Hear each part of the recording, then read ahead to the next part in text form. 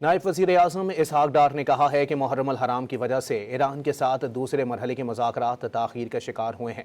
Parliament में सहाफ़ियों से गैर रस्मी गुफ्तगू करते हुए इसहाक डार ने कहा कि मुज़ाकरात में किसी किस्म की कोई रुकावट नहीं हुई। 60 रोज़ में दूसरे मरहले के मुज़ाकरात मुकम्मल करने हैं। वज़ीर-ए-आज़म का दौरा स्विट्ज़रलैंड मनसूख होने से मुतालिक नायब वज़ीर-ए-आज़म ने बताया कि मुआहदे पर ईरानी सदर के दस्तखत के बाद स्विट्ज़रलैंड जाने का मकसद नहीं था। उन्होंने बताया कि स्विट्ज़रलैंड जाने वाले सिफारती अमले को वापस बुला लिया गया है। नायब वज़ीर-ए-आज़म इसहाक डार ने कहा है कि मुहर्रम अल हराम की वजह से ईरान के साथ दूसरे मरहले के मुज़ाकरात ताख़ीर का शिकार हुए हैं। पार्लियामेंट में सहाफ़ियों से गैर रस्मी गुफ्तगू करते हुए इसहाक डार ने कहा कि मुज़ाकरात में किसी किस्म की कोई रुकावट नहीं हुई।